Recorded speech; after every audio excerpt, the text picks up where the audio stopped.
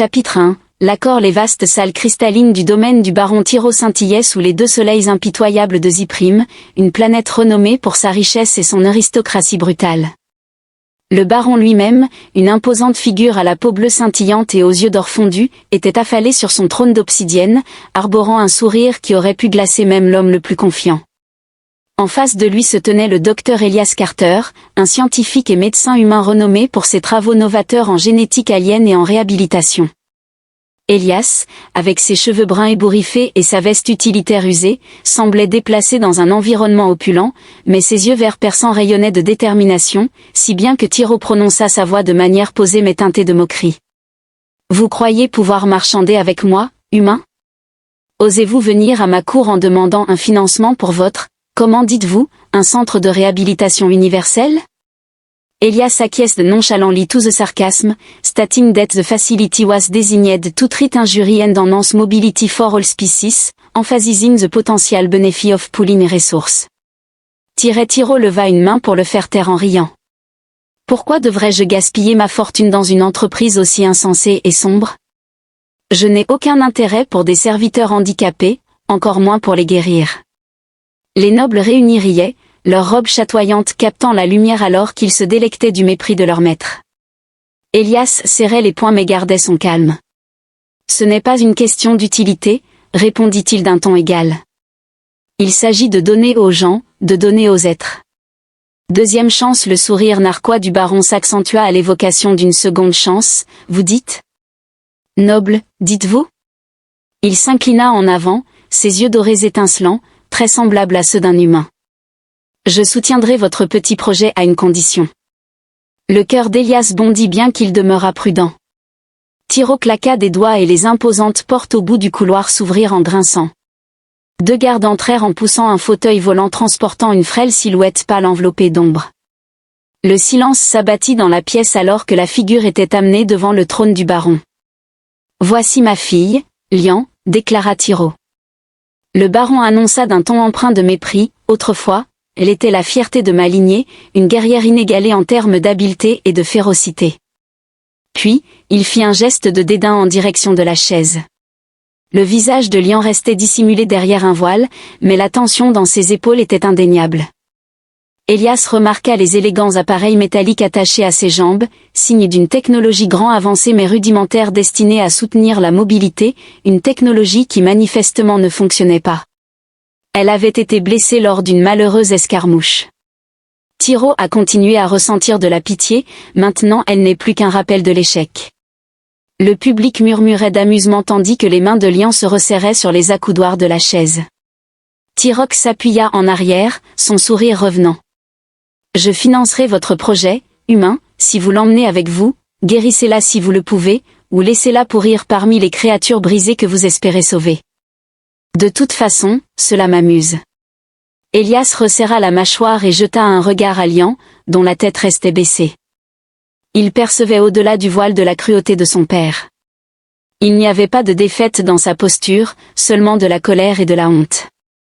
Son potentiel était enfoui sous des années de tourments et Elias ressentit une vague de défiance envers elle. « Je la prendrai, déclara-t-il fermement, mais quand elle marchera à nouveau, vous verrez à quel point vous avez tort. » La pièce éclata de rire, mais l'expression de Tiro s'assombrit. Son amusement laissa place à une lueur d'irritation. « Nous verrons, humain, nous verrons, dit-il. » Le voyage vers la rédemption commença alors que le vaisseau de transport bourdonnait silencieusement en traversant le vide de l'espace, laissant Ziprim derrière lui. Lian demeura assise dans son fauteuil suspendu, fixant silencieusement le hublot. Son voile avait disparu, laissant apparaître des traits délicats et acérés encadrés par des cheveux argentés. Sa peau bleue pâle, marquée de cicatrices légères, brillait doucement sous les lumières du vaisseau. Elias était assis en face d'elle, examinant les scanners médicaux qu'il avait réalisés plus tôt, hésitant avant de parler. La blessure à votre colonne vertébrale est grave, mais pas irréversible. Avec la bonne technologie et la thérapie appropriée, nous pouvons améliorer votre condition. Je n'ai pas sollicité votre aide. Lian interrompit sa voix de manière froide et tranchante. Elias soutint son regard sans ciller. Ton père aurait pu te contraindre à cela, mais je suis ici car je crois que tu mérites une chance de guérison, déclara-t-il. Les yeux de Lian se rétrécirent. Le souhaites-tu réellement, ou me manipules-tu simplement pour lui prouver quelque chose? Elias soupira en se penchant en arrière sur sa chaise.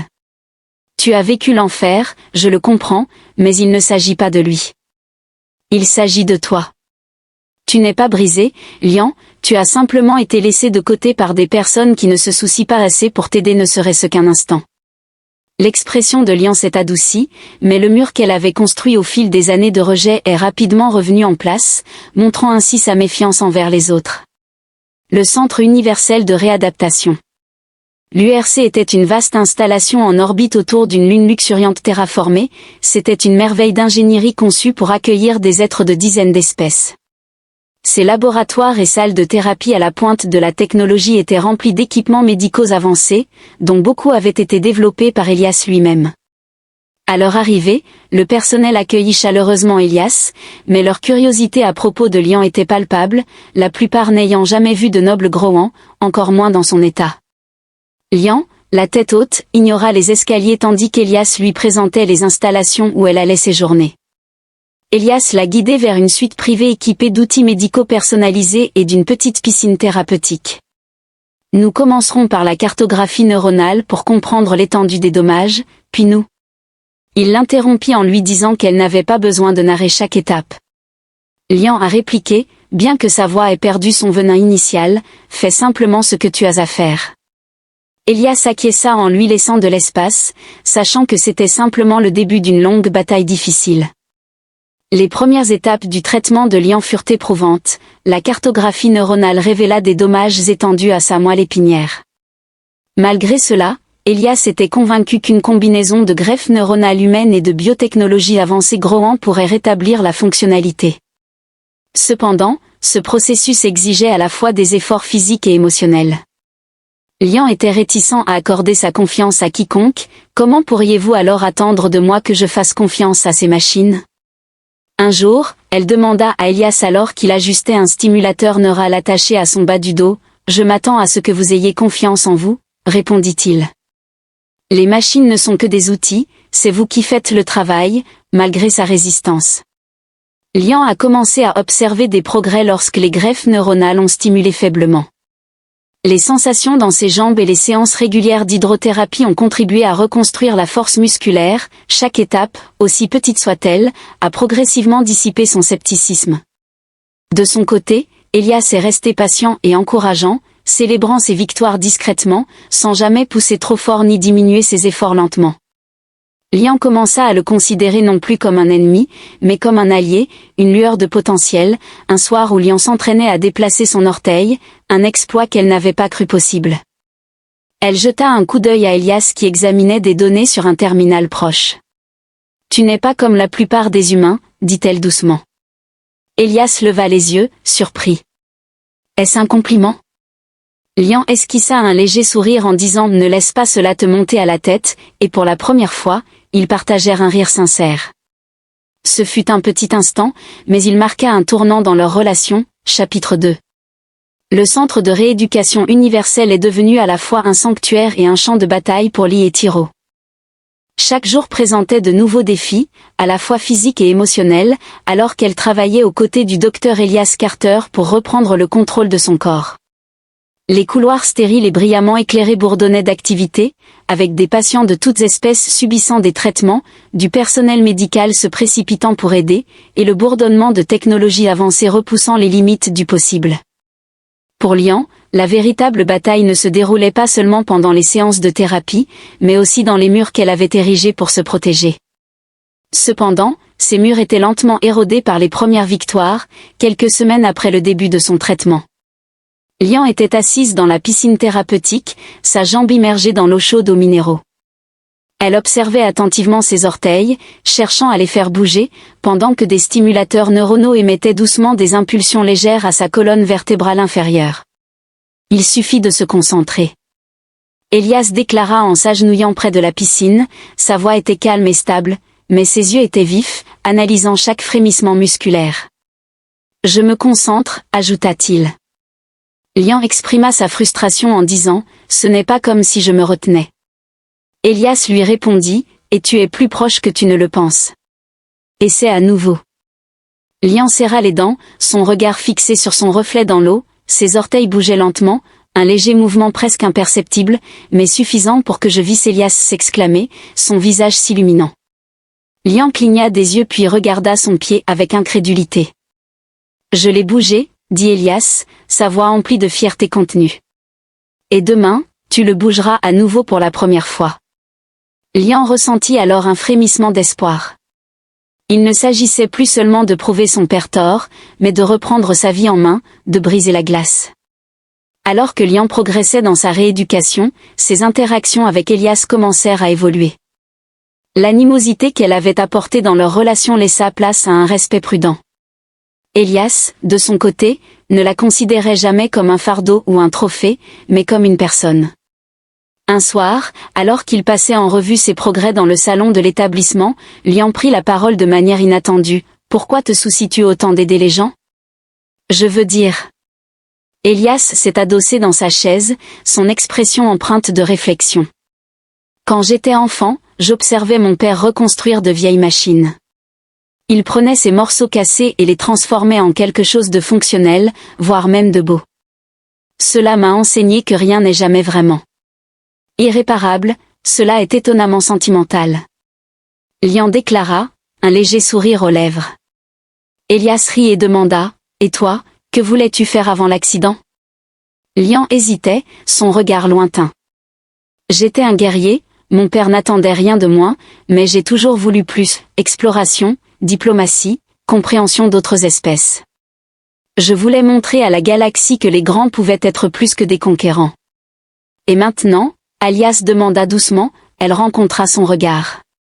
Son expression résolue maintenant, je veux montrer que nous ne sommes pas définis par nos circonstances ou par les personnes qui essaient de nous maintenir en bas. Elias hocha la tête, son respect pour elle grandissant à chaque mot.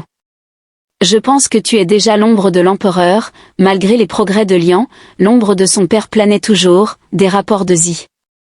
Prime laissa entendre que le baron Tiro commençait à perdre patience, car sa plaisanterie était devenue un problème politique parmi les murmures de l'élite Growan remettant en question sa décision d'exiler sa fille aux soins d'un humain. Un jour, alors qu'il discutait des rapports, Elias vous a mentionné les tests HEK en disant qu'il ne pense pas que vous réussirez, et s'il arrive que vous y parveniez, il essaiera de s'attribuer le mérite. La mâchoire de Lian se contracta. Il peut essayer, mais je ne le laisserai pas.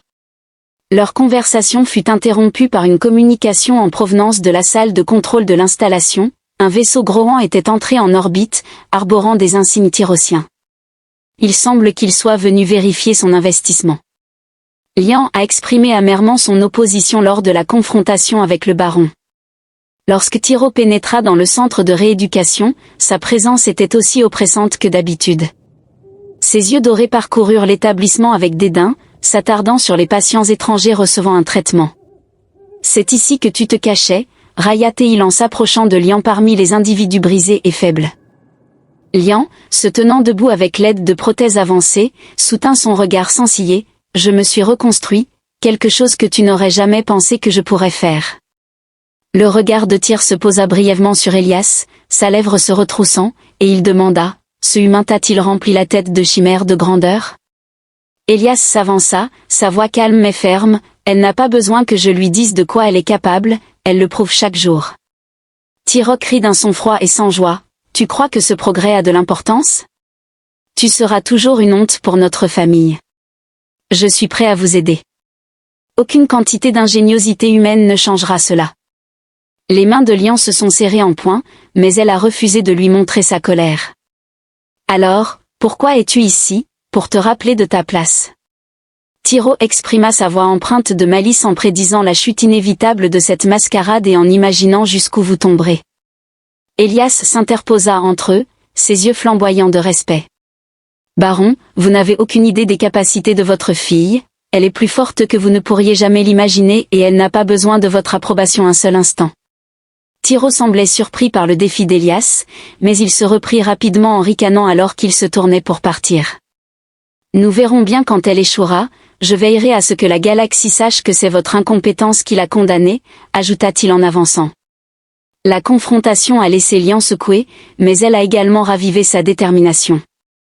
Au cours des semaines suivantes, elle s'est investie pleinement dans sa thérapie avec un zèle renouvelé, repoussant toutes les limites. Elias était là. À chaque étape, son soutien indéfectible lui donnant la force de continuer. Un jour, alors qu'elle s'entraînait à marcher sans aide, Lian parvint à faire plusieurs pas sans les attelles. Elle trébucha mais se rattrapa avant de tomber, sa respiration haletante mais triomphante. « Je l'ai fait », murmura-t-elle, les larmes coulant sur son visage. « J'ai réellement réussi. » Elias affichait un sourire, ses yeux pétillants, alors qu'une complicité grandissante se développait entre lui et Lian. Au fur et à mesure des progrès de Lian, son lien avec Elias se renforçait également. Leur conversation tardive devenait plus profonde, leur rire partagé devenait plus fréquent. Ce qui avait commencé comme un partenariat ténu était en train de se transformer en quelque chose que ni l'un ni l'autre n'avait prévu. « Tu m'as changé », lui dit-il. Un soir, alors qu'ils étaient assis sous les étoiles sur la terrasse d'observation de l'établissement, Lian admit « Tu m'as montré que je ne suis pas seulement mon corps, mais aussi ma perspective, plus que les attentes de mon père. » Elias tendit la main pour prendre la sienne en disant « Tu m'as aussi changé. » Lian, tu m'as montré pour la première fois à quoi ressemble la vraie force. Lian s'autorisa à envisager un avenir. Au-delà de l'ombre de son père, un avenir qu'elle pourrait façonner selon ses propres termes avec Elias à ses côtés, chapitre 3. Les semaines suivant la visite du baron Tyr ont été marquées par un tourbillon de détermination, de progrès et de tensions latentes. Lyrie et Tyrok avaient repoussé ses limites lors de chaque séance de thérapie, motivés non seulement par son désir de retrouver sa vie, mais aussi par le besoin de prouver son père tort. Le docteur Elias Carter a travaillé sans relâche aux côtés de son collègue pour peaufiner l'équipement et les techniques qui avaient déjà donné des résultats remarquables. Ensemble, ils ont créé quelque chose d'extraordinaire, un partenariat. Basé sur la confiance, le respect et l'objectif commun de défier les probabilités, la relation a vu croître les défis à mesure que la confiance de Lian se renforçait. L'ombre de Tyr planait sur chaque succès, ces menaces voilées constituaient un rappel constant que leur réalisation pouvait être arrachée en un instant, le sabotage se profilait dans l'ombre. Cela commença subtilement avec des dysfonctionnements des équipements de diagnostic lors de séances de thérapie critique, obligeant Elias à interrompre le progrès et à recalibrer les systèmes. Les fournitures qui étaient toujours en stock disparurent soudainement. Les stimulateurs de greffe neuro essentiels à la récupération de Lian ont commencé à présenter des irrégularités inexpliquées. Elias a rapidement soupçonné un acte de sabotage dès que l'incident s'est produit. Le site était un environnement sécurisé où seul le personnel autorisé avait accès aux zones sensibles. Il était évident qu'une personne perturbait intentionnellement leur travail un soir où Elias travaillait tard dans le laboratoire. Lian entra, le visage pâle et les mouvements raides. « Quelque chose ne va pas », dit-elle doucement. Les stimulateurs ne réagissent pas comme avant. Elias fronça les sourcils en consultant ses derniers verrous de données. Son expression s'assombrit alors qu'il étudiait les relevés, ses paramètres avaient été modifiés. Il déclara d'une voix tendue que quelqu'un les avait manipulés. La mâchoire de Lian se contracta en voyant mon père. Elias acquiesça sombrement, il ne souhaite pas que vous réussissiez, mais pourquoi ? Lian exprima sa frustration en demandant pourquoi il irait jusqu'à saboter ses efforts, alors que c'est lui-même qui l'avait recommandé au départ. Elias croisa son regard, son expression sérieuse trahissant sa peur que vous ne le prouviez faux, que vous ne montriez à la galaxie de quoi vous êtes capable, ce qui briserait l'image qu'il s'est forgée de lui-même. Ayant passé sa vie à contrôler les gens, il ne peut plus vous contrôler, et cela le terrifie. Les mains de Lian se sont serrées en poing, puis nous montrerons à tous, un tournant déterminé pour contrer le sabotage. Elias et Lian ont collaboré pour sécuriser l'installation en mettant en place de nouveaux protocoles de sécurité restreignant l'accès aux systèmes critiques et en faisant appel au personnel de confiance pour surveiller toute activité suspecte. Cependant, ils étaient conscients que la défense seule ne suffisait pas, ils devaient passer à l'offensive. Elias a contacté le sénateur Tarx, un responsable de Grohan connu pour ses opinions progressistes et son opposition aux tactiques autoritaires de Ty. Le sénateur a accepté de les rencontrer en secret pour discuter de leurs avancées et de la possibilité de remettre en question publiquement le récit de Ty. La réunion s'est tenue à bord du Silver Horizon, le navire personnel d'Elias, amarré à une station isolée en périphérie de l'espace Groan. Tarx, une silhouette élancée aux yeux ambrés perçants, écoutait attentivement tandis que Lian décrivait son voyage et les avancées qu'elle et Elias avaient réalisées. « C'est sans précédent », déclara Tarx d'un ton pensif. « Si ce que vous dites est vrai, cela pourrait révolutionner la science médicale à travers la galaxie et démanteler le stigmate entourant le handicap dans notre culture. C'est l'objectif. » Lian a déclaré avec fermeté, « Nous avons besoin de votre aide pour que cela se réalise. Mon père fera tout en son pouvoir pour enterrer cela. » Tarx a acquiescé, « Je convoquerai une session spéciale du Conseil si vous êtes prêt à présenter publiquement vos découvertes. Nous pourrons ainsi contraindre Tyro à répondre de ses actes. » Lian échangea un regard avec Elias, qui lui fit un signe encourageant. « Nous le ferons, » dit-elle, en référence au défi public. La chambre du Conseil surgit. Le prime était un grand amphithéâtre, ses murs cristallins reflétant la lumière des deux soleils. C'est ici que Lian et Elias allaient prendre leur position. La salle était remplie de nobles, de scientifiques et de leaders politiques Groan, tous ayant été convoqués pour assister à la présentation. Au bout de la chambre, se tenait le baron Tyro, son expression froide et indéchiffrable. Lors de la présentation, Elias a commencé par décrire les techniques médicales avancées et la technologie qui avait été utilisée dans la rééducation de Lian. Il a évoqué les graphes neuronaux, les protocoles de thérapie personnalisés et l'équipement de pointe qui lui avait permis de retrouver le contrôle de son corps. Ensuite, c'était au tour de Lian de prendre la parole. Elle s'est avancée avec assurance, ses mouvements assurés, ne dépendant plus de béquilles ou de stimulateurs. Un murmure collectif a parcouru la salle alors qu'elle s'adressait à l'assemblée. « Pendant des années, on m'a traité comme un fardeau », a-t-elle dit d'une voix claire et forte. On m'a dit que j'étais brisée, inutile. Mais je me tiens devant vous aujourd'hui pour prouver que personne n'est irréparable. Avec les bons outils et le bon soutien, nous pouvons surmonter même les plus grands défis. Elle se tourna vers son père, son regard ne vacillant pas. Le baron Tyro a cherché à utiliser ma condition comme un outil de moquerie et de contrôle, mais sa cruauté m'a donné l'opportunité de trouver de la force en moi-même et chez les personnes qui croyaient en moi. La salle a éclaté en applaudissements, mais l'expression de Tyr s'est assombrie, qualifiant la situation de farce. Il a déclaré. En vous levant de votre siège, vous attendez de nous que nous croyions qu'un être humain, une créature d'une intelligence si limitée, a accompli ce que nous n'avons pas pu réaliser. Elias s'avança, adoptant un ton calme mais ferme. Il ne s'agit pas d'intelligence ou d'espèce, mais de compassion, de détermination et d'une volonté de remettre en question des croyances dépassées. Le succès de Lian n'est pas seulement le mien, c'est aussi le sien.